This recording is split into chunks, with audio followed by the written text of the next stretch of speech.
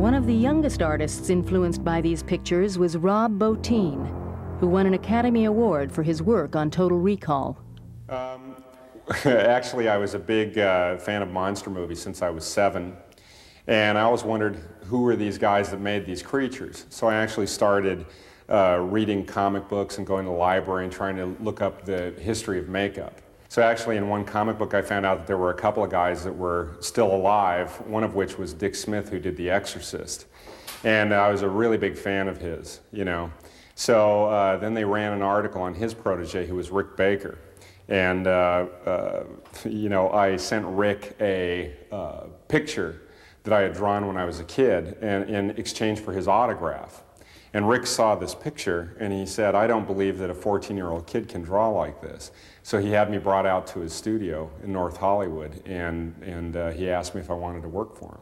Every monster that I make is totally different.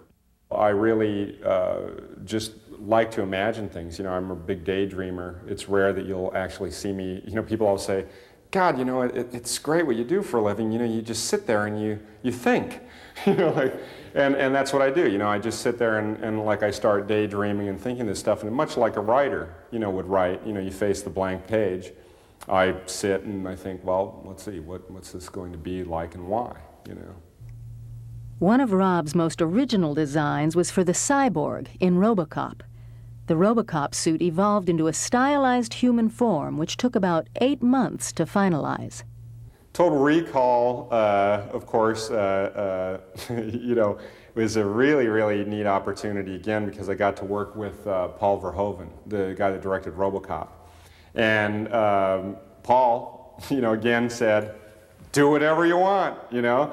And one scene in particular, which I really like, is when Arnold is trying to escape the bad guys, and he disguises himself as this big, heavy-set lady. What if he's got on like this futuristic mask? And what happens is the mask malfunctions. You know, they're questioning him, and all of a sudden the mask malfunctions, starts repeating the same thing over and over.